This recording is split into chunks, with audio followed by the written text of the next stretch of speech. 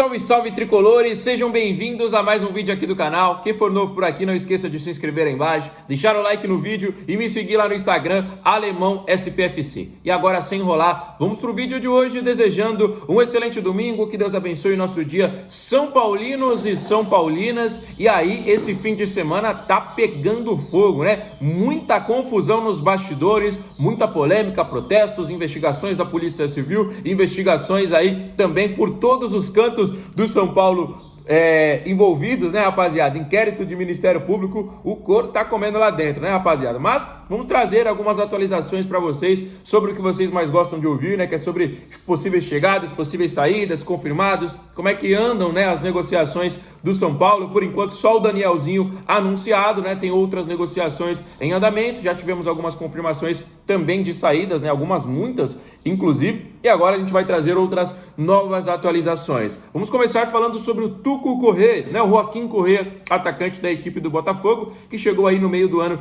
de 2025, na época ainda para o Super Mundial de Clubes, logo após estar na final da Champions League, né? Que a Inter de Milão acabou sendo derrotado. O Tuco chegou e não conseguiu se firmar. Ele até teve, né, alguns jogos de titular, mas ele não conseguiu se firmar como era e de se imaginar, um jogador vindo de uma final de Champions League, né, jogando muita bola, mas não conseguiu encontrar o seu melhor futebol na equipe do Botafogo. Ele não é aquele jogador que tem mais intensidade, né, aquele jogador que vai correr o tempo inteiro, é aquele jogador que tem um pouquinho mais de cadência, mais qualidade, um bom finalizador, mas não deu certo, recebe um salário alto e hoje é um dos nomes aí do São Paulo, do Botafogo, que interessam ao São Paulo. A negociação é a seguinte: o Tuco deu o ok para jogar no São Paulo em 2026. Só que o tricolor paulista não consegue pagar integralmente o salário do atacante argentino. O Botafogo topou aí uma divisão, inclusive até maior que 50%, né? Porque a princípio a proposta era 50-50. O São Paulo também não estava tão interessado nesses moldes, já que é um salário visto como muito alto. O Botafogo topou pagar 60% do salário do atacante, enquanto o São Paulo pagava 40% do salário, mas ainda assim é uma negociação que está um pouquinho travada, tá bom, galera? O Tuco deu ok, o São Paulo quer, o Botafogo quer se livrar do alto salário do jogador, mas é uma negociação que está aí caminhando a passos lentos, assim como as outras negociações dos jogadores do Botafogo estão caminhando a passos lentos, porque entre os jogadores do São Paulo para lá, tudo encaminhado quase que 100%, né? Tanto do Ferrarese, tanto do Pablo Maia, tanto do Rodriguinho, tá bom, galera? Então, a negociação tá um pouquinho travada aí e o São Paulo deve comunicar pra gente até amanhã ou terça-feira, né, como que vai ficar essas situações, beleza? Então, acompanhe o nosso canal aqui, que assim que o São Paulo divulgar essas informações, a gente vai estar falando aqui com vocês também sobre isso aí. Um outro jogador que entrou no radar do São Paulo, né, nesse último final de semana, segundo o Nicola, foi o Vidia Sante, né, meio-campista da equipe do Grêmio, né, o jogador paraguaio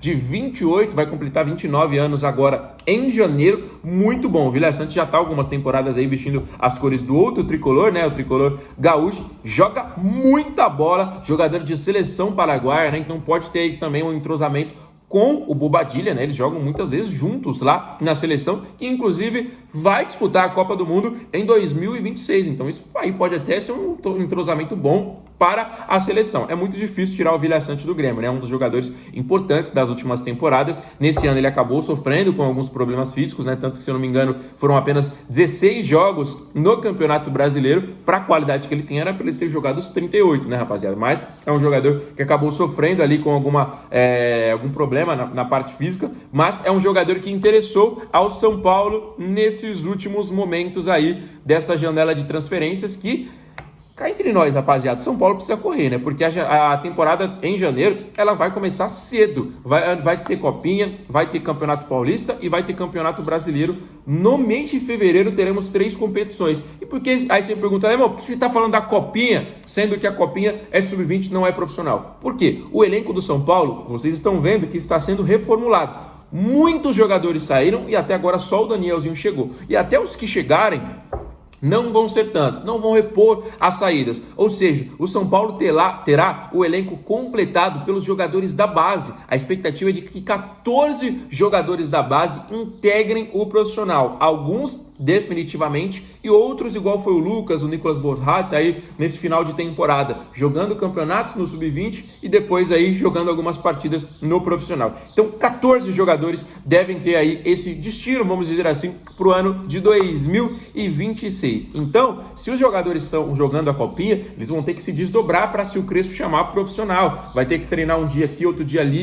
A sede do São Paulo é em Sorocaba. Então, a Copinha também vai ser um diferencial muito grande aí para esse elenco, porque os jogadores da base vão querer, obviamente, aparecer para ter oportunidades no profissional. A gente vai avaliar de perto os nossos jogadores e, como eu falei para vocês nos últimos vídeos, tomara que eles sejam bem aproveitados, porque para mim os campeões de 2025 não foram tão bem aproveitados, porque se a gente pega os principais nomes dessa conquista, vamos começar ali pela defesa. O goleiro eu não digo tanto, né, mas a lateral direita teve o Mike, né? O Mike demorou muito a ter oportunidades, chegou a voltar para a base, foi campeão na base, tava ali, né? Aí o Cedric era a peça principal, o São Paulo ainda contratou o Mailton, a gente falou, pô, agora que o Mike não vai ter tantas oportunidades. Acabou que no final do ano aí teve bastante jogos em sequência, fez gol, deu assistências, foi um jogador importante. Se a gente pega ali para o meio de campo, o Negruti era um dos principais nomes, capitão ali durante muito tempo, não teve quase nada de minutos, chegou a jogar até improvisado como zagueiro, né? Mas é difícil para o cara ali que jogando um pouquinho fora da sua posição. E aí a gente parte ali meio que do meio para o ataque. O próprio Luca, que era o ponto esquerda, né? O Luca buscou oportunidades, jogando demais no Sub-20, não ganhou muitos minutos. Aí a gente fala do meia Alves, que foi um dos destaques, mas para mim tecnicamente era um dos mais fraquinhos entre esses grandes jogadores. Até teve, né, algumas oportunidades, já foi vendido. Lucas Ferreira teve bastante oportunidade, né? Foi um dos jogadores que mais teve minutos desses nomes, mas também já foi vendido. E para mim, a principal perca do São Paulo é o Rian Francisco, né? Porque o que o Rian Francisco jogou na Copinha, cavadinha, outra cavadinha na semifinal, gol em todos os jogos, aí você chega no profissional e nem é aproveitado, aí tem uma lesão de LCA. Não digo que a lesão LCA foi o principal problema, né? Porque antes disso ele não estava jogando também, né? Ele buscava oportunidades e não davam minutos para ele. Quando o garoto está em boa fase, tá em ascensão aí pra mídia, pro mundo, tem que colocar um moleque para jogar, até por conta da boa fase que ele tá e também pensando em venda, né? Já que o São Paulo só pensa nisso, coloca o moleque em campo para todo mundo analisar o moleque e aí daqui a pouco vai chegar propostas e propostas. São Paulo pode ter perdido uma grande venda pro Rian Francisco nesse ano de 2025, né? Então, como eu falei para vocês, tomara que em 2026 esses moleques sejam melhores aproveitados.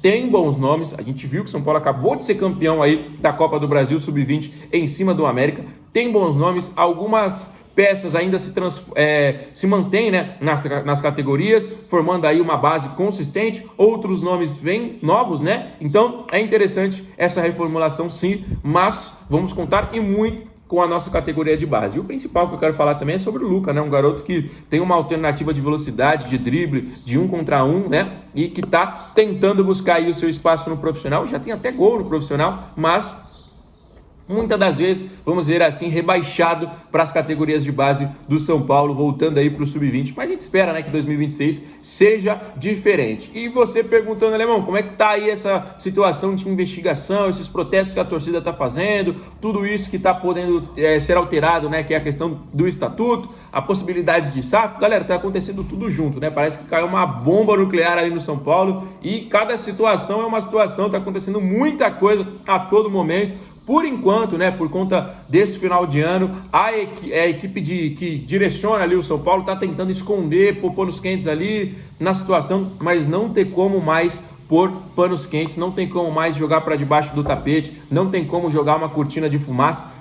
Tá complicado para todo mundo que fez coisa errada lá dentro. E a situação tá piorando. A coisa tá feia para todo mundo que fez coisa errada no São Paulo. A hora de vocês está chegando. E tomara que isso dê ruim para esses caras, porque muitas vezes os caras, não vai dar nada, mano, tomara que dê muito ruim para esses caras, que sejam presos, que paguem multa, que paguem pelo que fizeram com o São Paulo Futebol Clube e que a nossa instituição volte a ser gigante, porque a gente precisa de uma boa gestão. A gente vê o quanto uma boa gestão faz diferença e a gente vê o quanto uma má gestão faz diferença. Então a gente precisa de pessoas boas à frente do nosso clube, seja SAF, seja do jeito que tá, mas que seja uma gestão muito boa para a nossa equipe nessa temporada de 2026. Beleza, rapaziada? Então, mais uma vez, peço para você deixar o seu comentário aí no vídeo sobre os assuntos que a gente comentou, sobre as suas opiniões. Se você é novo aqui no canal e ainda não é inscrito, já se inscreve aqui embaixo e não esquece,